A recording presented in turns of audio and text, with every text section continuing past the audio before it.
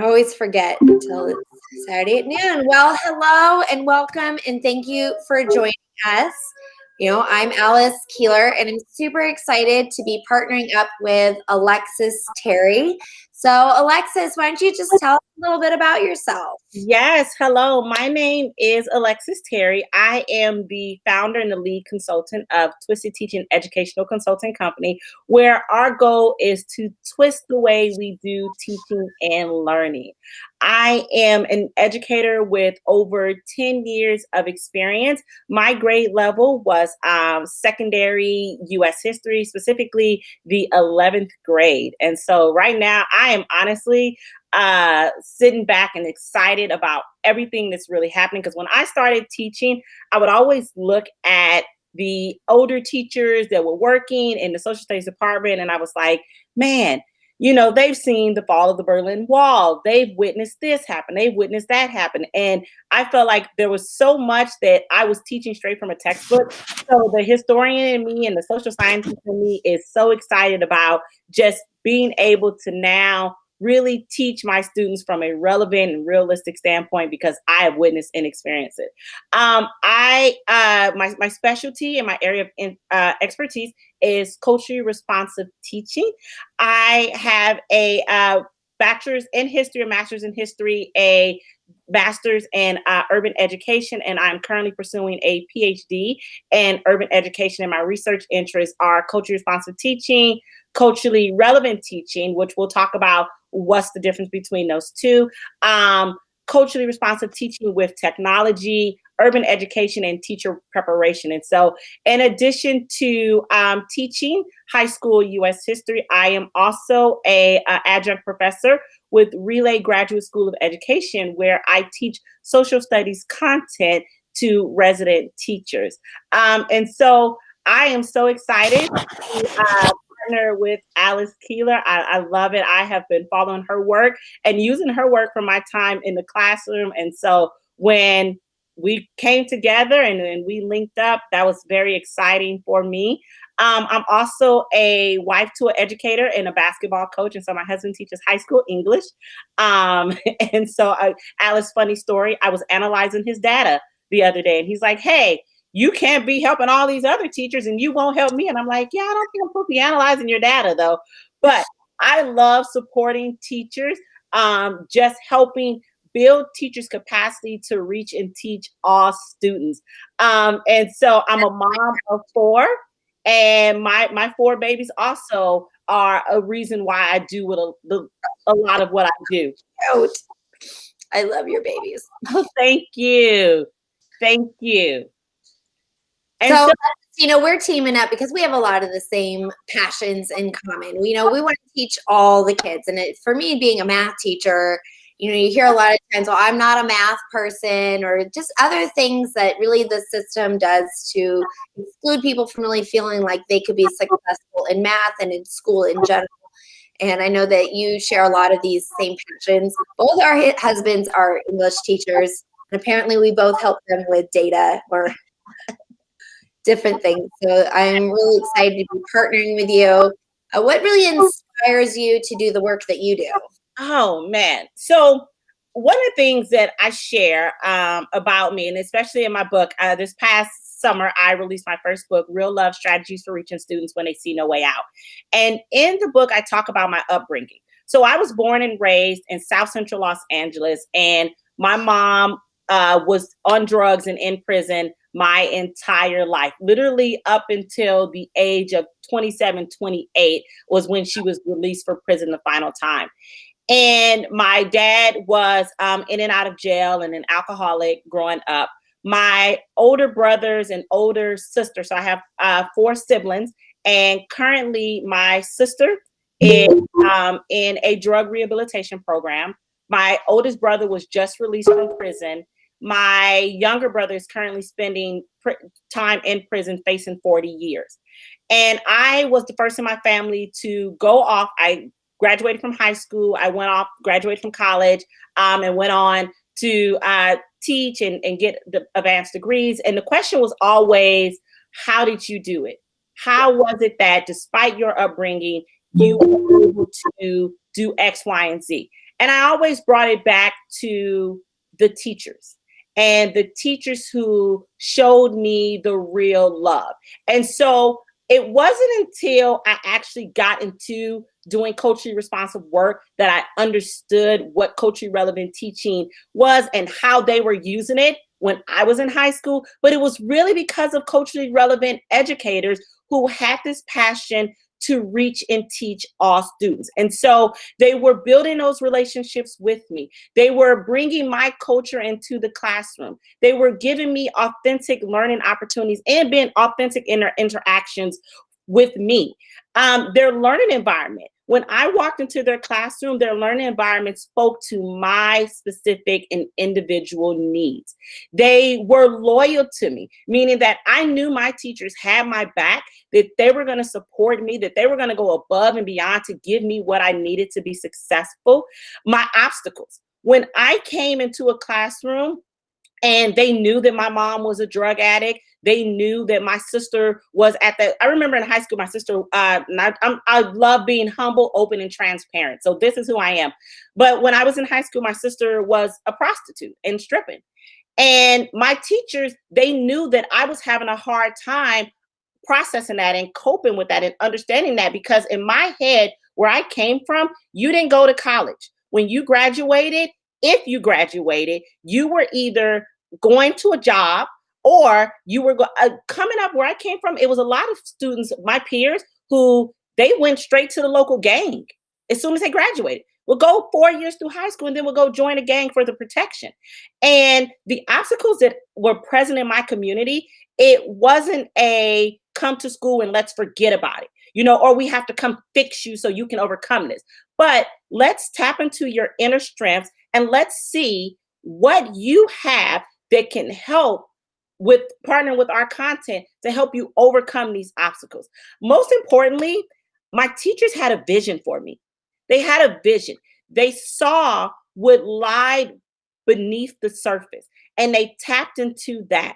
They found out what was relevant to me. They found out what I was passionate about, and they used those things to just execute this vision where I had everything that I needed to go to college without even having the thought of college in my head.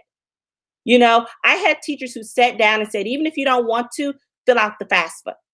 Even if you don't want to, we're going to take you to this college expo, because they had a vision for me that I didn't have for myself.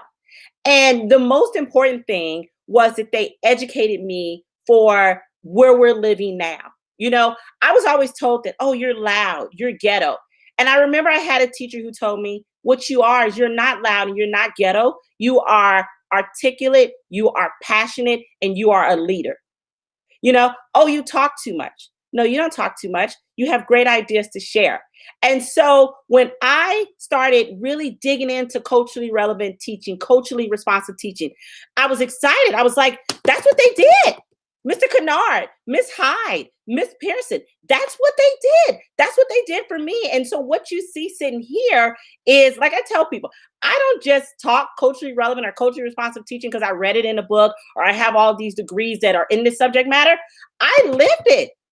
I lived it. And I know that when you tap in and understand that your students are not blank slates, everybody comes into your classroom with something. How are you going to use it? And so I know it works. So that's why I'm like, I go hard for it. I'm so passionate about that. And really, it's just knowing that when you see students who society has given up on, you see students that you may have given up on, you see students that our education system has given up on, and you say that there is something out there that can really, really meet their needs, and this is what you have to do.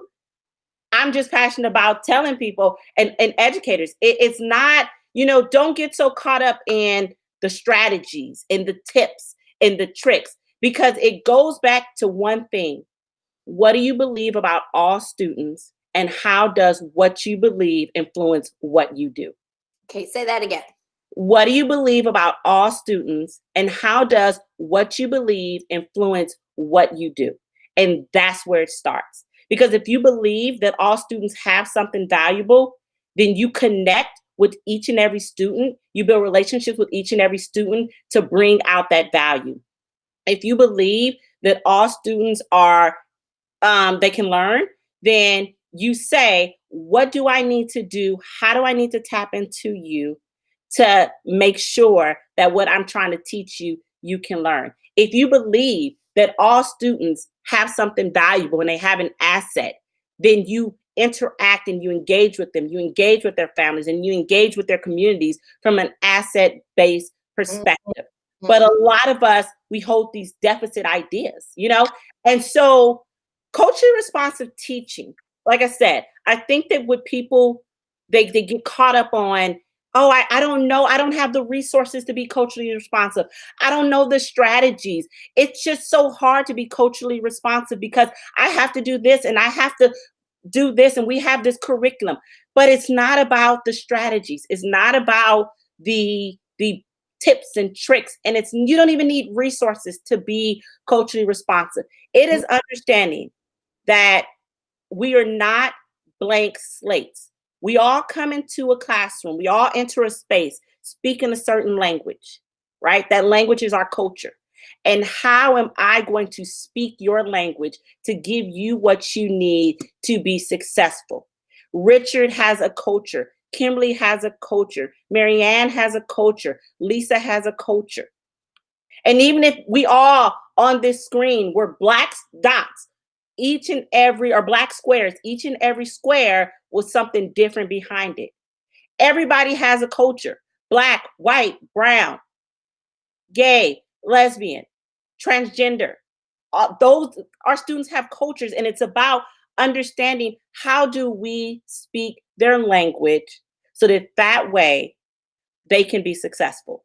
And so I'm sorry I answered your question a long time of what inspires me, but you guys can see I love talking about this. Like I said, it comes from a place where it was really, it transformed my life. And when I tell you it transformed my life, and I want to make sure that educators have the tools, they have the resources. Like I said, now it starts with the mindset, right? You have to have that mindset shift about what do you think about all of your students? What do you think you're capable of doing? And how does that influence what you do and how you show up for your students? Yeah. Does anybody have any questions or want to share some experiences? Just want to give anyone an opportunity if they'd like to. So I'm really curious to learn more about CRT and culture responsive teaching. Your experiences are completely different from mine. Both my parents went to college. I grew up in Alaska. Then we moved to Redmond, Washington, in a pretty affluent area. And to be honest, I didn't realize people didn't go to college. I literally graduated from high school thinking everybody went to college. And until my brother dropped out his first semester, I realized other people didn't go. I literally was just in this bubble of my own. I was in a bubble. And so I just really appreciate hearing your voice, because I think, I started to get an MBA. I dropped out because I got pregnant. But one of the things they said was one of the biggest mistakes is being a business owner is thinking your customers would like you. And so I think a lot of times we come to teaching in this vein of, well, this is what worked for me and this is what I liked. Mm-hmm. And we forget that everyone in the room doesn't like math. Everyone in the room doesn't appreciate history and connections like you do. And not everyone had that teacher that made those connections for you. And they come with all kinds of different responses. And so I'd like to hear more about this. Yeah. So there are two theories out there. The first theory is culturally relevant teaching. So culturally relevant teaching is Gloria Ladson-Billings. And 1995, she released an article. I'm grabbing a book. She released an article and she said, culturally relevant teaching is just good teaching. That's what it is.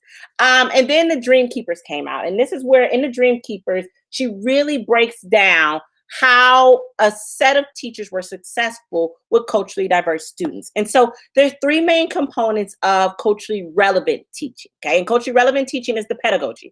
And so the first thing is high expectations. Again, What do you believe about your students, and how does what you believe show up?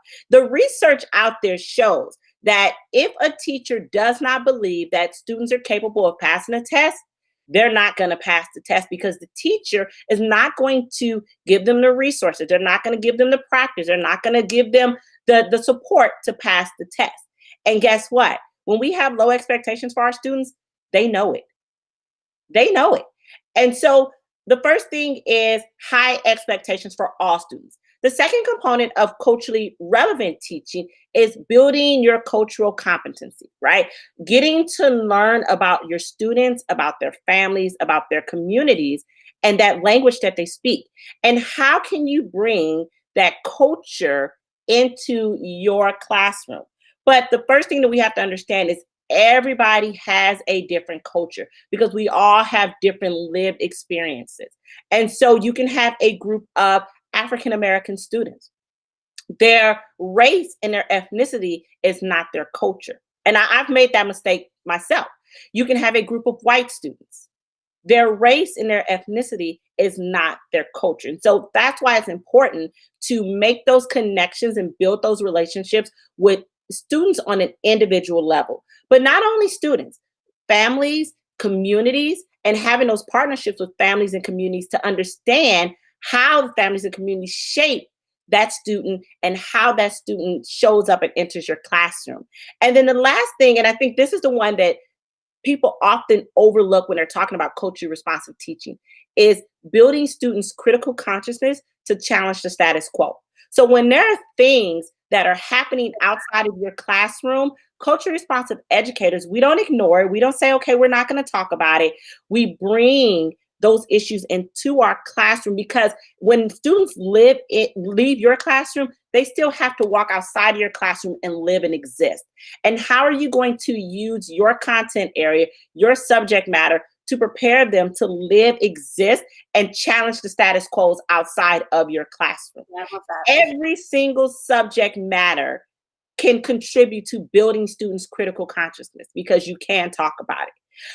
And so those are the three main components of culturally relevant teaching. So this is the way when I tell people, how do you distinguish culturally relevant and culturally responsive? Culturally relevant, the key word is relevant. You make students' culture relevant to your classroom. You make students' culture relevant to your instruction. Or you make your instruction and you make your classroom relevant to students and their culture. Culturally responsive teaching is the practices, okay? So one is pedagogy, now this is practice. And culturally responsive teaching is understanding that all students are not blank slates. They come into our classroom with culture. How are we going to respond to it? How are we going to respond to it? How are we going to create learning environments that are caring? How are we going to create learning environments that empower students? How are we going to create learning environments that celebrate students? So culturally relevant is making the learning relevant and making your classroom experiences relevant to students' realities.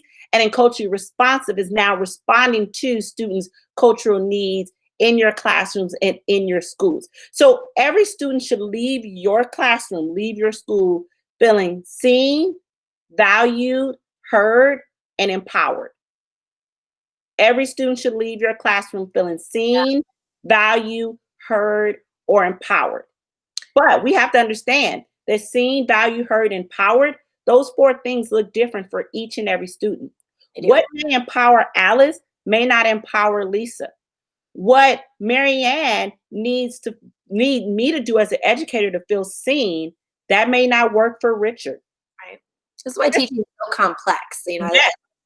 Robert Kaplinski is the go-to guy for DOK, and DOK depth of knowledge is really about complexity of thinking, and he gives some great examples about, you know, something hard but not complex reasoning. And I really think that teaching in itself, there's just no cookbook. There's no set. You can't have a graphic organizer or a wheel of, if you do these things, you'll be a successful teacher. And it's that complexity of knowing who your kids are and making changes and adjustments, which is why online programs that's a one size fits all. We call it personalized, which really just means self-paced. Drives me absolutely bananas. The real value to me of an educator is knowing their kids and making those responsive decisions to help empower students and say, okay, this isn't working for you, then let's do something different. Yeah, exactly. And that's one of the reasons why I tell educators, step away from the checklist. Step away from the checklist, because the checklists have given us these misconceptions about culturally relevant and responsive teaching. We think that it's only relevant to culturally, linguistically, economically, ethnically diverse students, right? But it's not, because white students have a culture, right? Culturally responsive teaching is beneficial for every single student in your classroom, because it's saying you tap into the individual needs of that student, bring in their home culture into your classroom, and you speak their language into the classroom. And then that language that you're speaking, that the student understands, will yield academic results. And so if your teaching is not yielding academic results and students are not succeeding, then it's likely not culturally responsive. And so I always tell people, well, let's go back. I'm always going to bring you back. And that's one of the things that I love to do, is coach educators. And I like to coach educators using this model. The model is, first, let's look at the circumstance. The circumstance is always neutral, right? The circumstance is always neutral. But going to your thoughts, what you think about the circumstance is going to be what changes that circumstance. It takes it out of the neutral position. Then your thoughts influence your feelings. Your feelings influence your actions, and your actions influence your results. So going back, if we don't think that all students can be successful, well, the circumstance is student success. Our thoughts is, well, I don't think those students are going to be successful. So now we need to go back to, why do we not think those students will be successful? And then understand, once we challenge that thought, then our feelings, our actions, and our results will change once we tackle that belief. So becoming a culturally responsive educator, it really, really goes down to understanding your mindset. So anything I do, I'm always starting off with the mindset work. Let's look at it. Let's look at what we think, and how we think shapes what we say, what we do in our classrooms. We all come into a space with a bias. We all come into a space with a preconceived idea or understanding.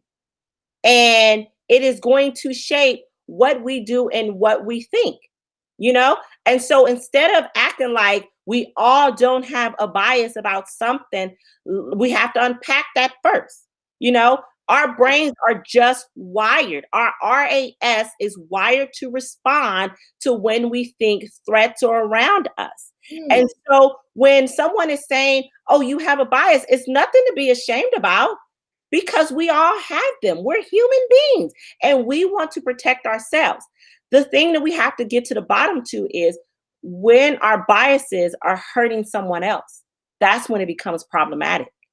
When our biases are stripping away opportunities for someone else, when our biases are hindering what we do to advance someone else, right? And so it always starts with the mindset work about what you think about the students who are in front of you, your self-efficacy, what you think you're capable of doing. But don't get so caught up on a checklist, because a checklist does not apply to your classroom, right?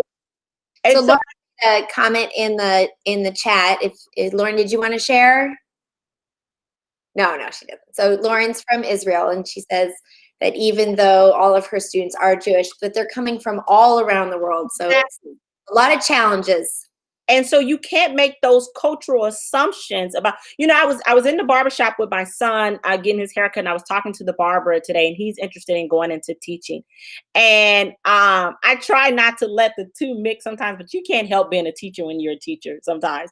And so I had to get him, because, we were talking about, he was saying these kids, these kids from those areas, or these and their families and this. And I said, well, do you know that?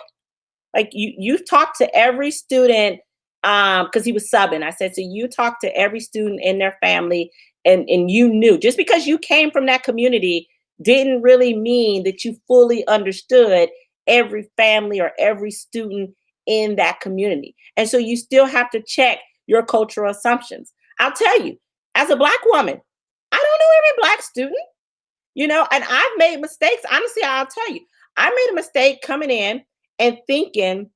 I remember when I first started teaching, and I was like, okay, well, all I got to do is know the local songs from this community. And all I got to do is make sure that I know the local songs and that the students know I know the lyrics and all this other stuff. And guess what? I was only speaking to maybe 30% of the classroom. And guess what kids got me? The band kids. Because the band kids had a totally different culture that was not the culture that I was trying to speak to them. So I coming in from Los Angeles and then going to college and then coming and working in a school in inner city Dallas and thinking, oh, this is how you guys act because I saw this or I read this or I knew people that lived in this area. And so I even came in now it is okay to come in with a foundation and a starting point, but don't let your foundation and your starting point contribute to your lack of understanding, or your willingness to really tap in and really connect and really get to know each and every student. And so, like, if I could give you guys, where do we start? If I want to become culturally responsive, where do I start? I say relationships rooted in respect for students' cultures and communities. But here's the thing with these relationships. They don't happen the first week of school. They don't happen the first 2 weeks of school. It's kind of like dating a spouse. Me and Alice, before we decided to go into collaborating with each other, me and Alice literally have been talking once a week for, oh gosh, for a long time now. For a long time. We've gotten to know because we speak two different cultural languages. And I had to, in order to understand how I could serve Alice and serve Alice's community, I had to understand who Alice was and what she needed.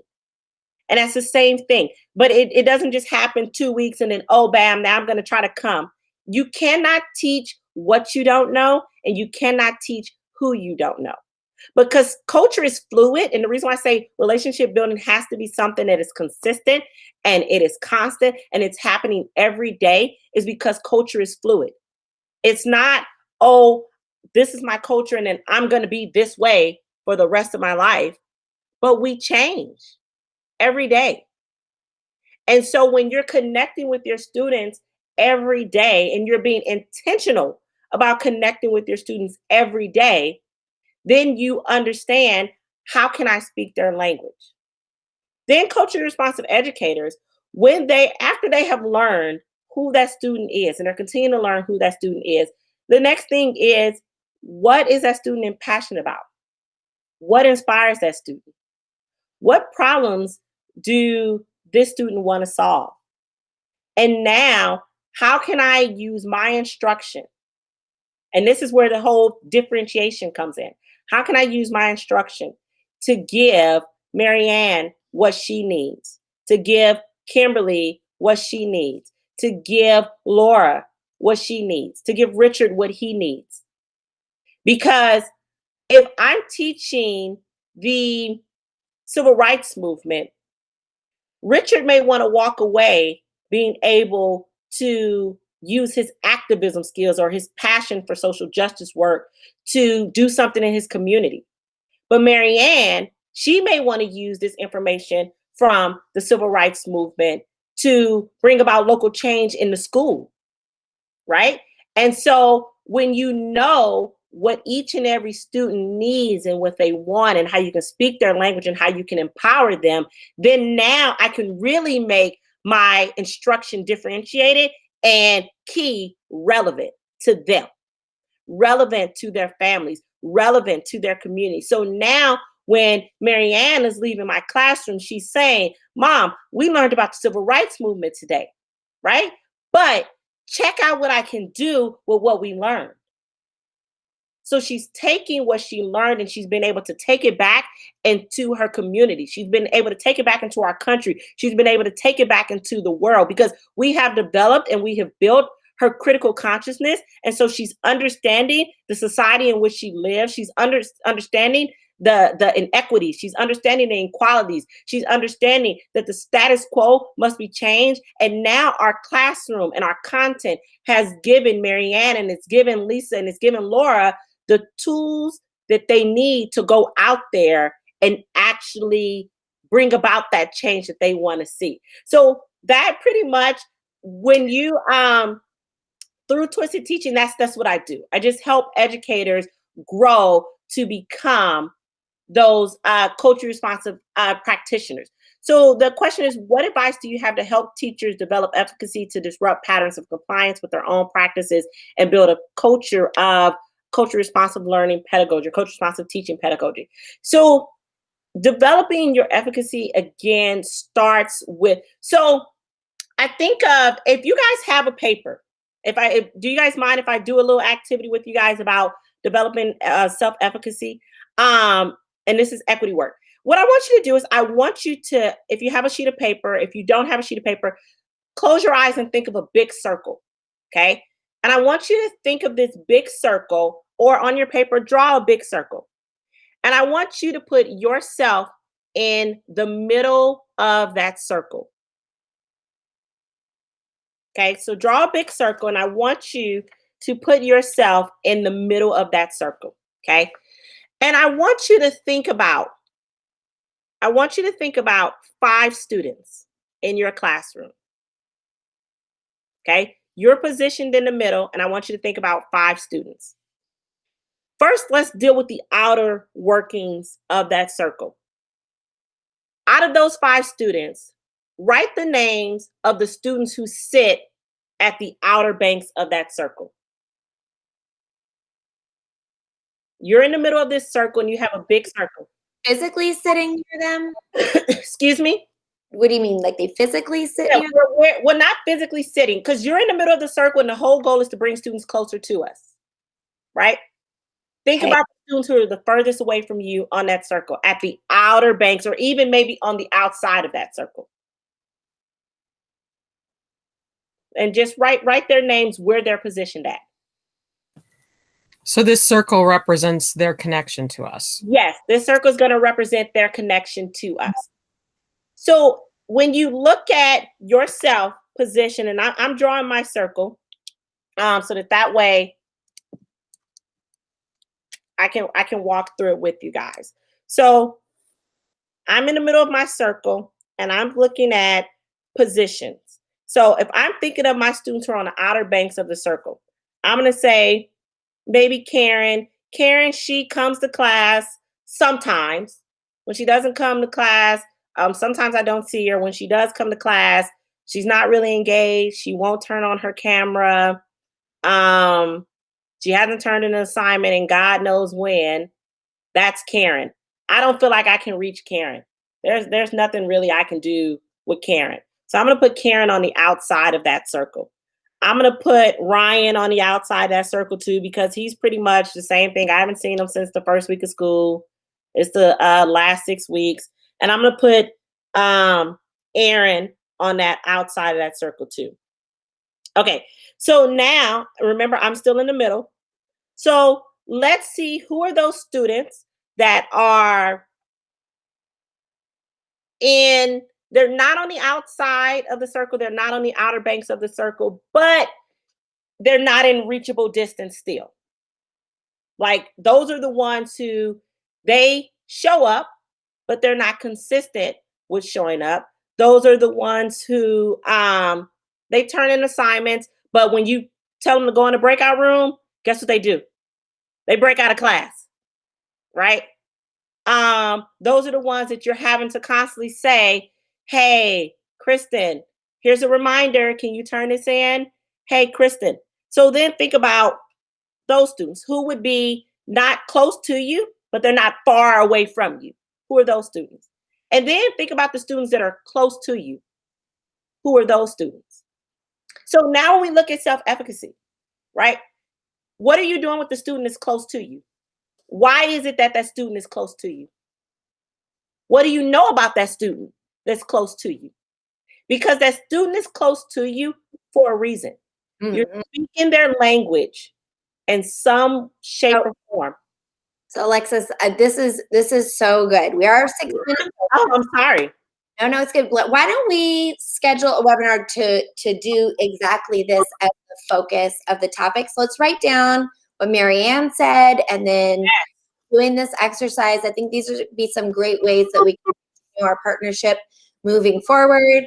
You have so much information, which is why we're partnering and not having you on as a guest. Well, hold on. Let me just close you guys out. I don't want to leave you there. Those students on the outer banks of your circle, ask yourself, what do you know about those students first? Because when you learn about those students and you now use what you've learned about those students in your classrooms, what they like, what they're inspired by, what's their home culture like, what is their community culture like, use that to start bringing them closer and closer to you. Okay. And that's one of the things I talk about in one of the online courses, making instruction and learning experiences real and relevant for students. And so when we look at our self-efficacy, the reason why we're not reaching those students is because we don't think we can. So we have to change that thought, but it starts with that student and what that student needs and how can I give that student what they need to bring them closer to me and slap dab in the middle of the circle with me. Awesome. All right, any last minute questions? And if you guys have any requests for things that you'd like Alexis to talk about, please submit those into the suggested webinars. We definitely want to keep having these conversations. This was so good, Alexis. Thank you. Thank you. Thank you. Thank you so much. I appreciate all of you guys joining me. I'm excited to work and serve you guys. Yeah, thank you.